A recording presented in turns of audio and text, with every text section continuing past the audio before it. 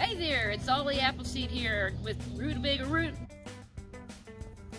And we are up here in the Camp Kum-Ba-Yah garden, and we're kind of doing a makeshift compost. And why do you want to compost? Well, it keeps food scraps out of landfills. It helps make the soils better, and it's good for the environment. So we kind of tend to do things on the fly here, so I went around and I gathered some sticks. This happens to be old bamboo. You'd never want to do this with fresh bamboo, or you're going to have a bamboo forest. It's very invasive. So what we're going to do is Rutabaga Ruth and I pulled together some of these logs and brought them together to get more strong, aren't we? And I'm going to lay these on the bottom. And the reason I'm doing that here is, well, I'm going to have to crack this one.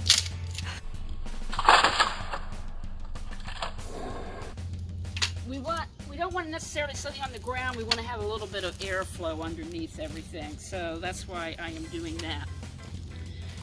So when you're composting, that can be anything from tea bags, eggshells, banana peels. Take the little stickers off of them though. Those do not break down. Those are plastic. Any kind of fruits or vegetables. The one thing you want to avoid is any kind of oils, fats, no meats, because that's what makes a compost smell bad.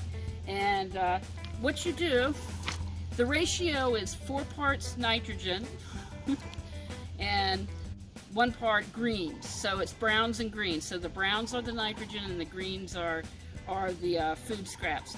Other browns, besides leaves, as you see we have leaves here, the ones left over from the fall, there's the brown leaves, there is coffee grounds, there is sawdust, but you would only want to use untreated sawdust, and that's been from non-treated wood. You don't want to use pressure treated in compost. That's a big no-no.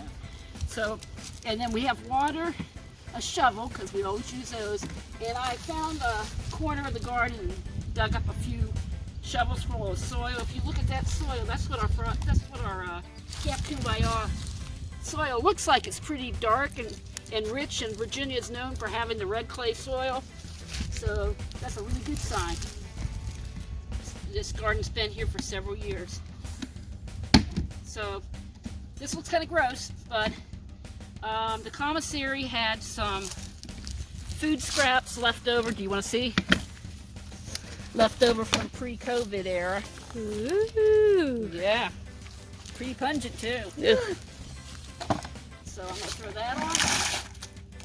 Wow, that's a lot of eggshells. I think everything else broke down. You can see there was coffee grounds in there, and you can tell there's some residual carrot peelings and things like that. And I also have some orange peels left over from another day I had a quick lunch up here. But theoretically, you would want to have like banana peels and things like that. What's the matter, Rutabaga Ruth? She's going like this. Well, we can take care of that. 1 part food scraps, 4 parts browns. In this case, it's the leaves Rutabaga Ruth gathered. And what do you think this is going to do to that odor? Makes it go away. And then we're going to take the earth, because this is going to help get us started with our composting. And I'm going to have to get more, but just for purposes of this video.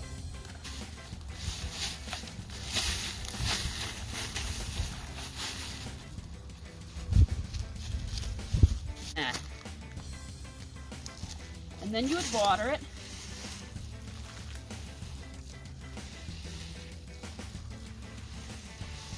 Thoroughly water it. Since I'm not through with all the dirt yet, I'm not going to water anymore. Or as gardeners like to say, the soil. It's never dirty soil. A living organism, all kinds of little micronutrients and composters. But so the next layer we would probably put on this is another layer of greens, and then a layer of browns.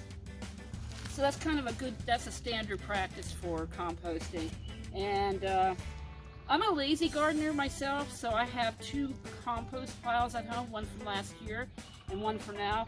But a lot of people talk about, a lot of places they recommend that you turn the compost from time to time as it works down, and what it'll do, it'll break down into a really nice additive for your garden that give you lots of fresh herbs and vegetables and veggies of all kinds. So I'm gonna go get more dirt and you get out and garden.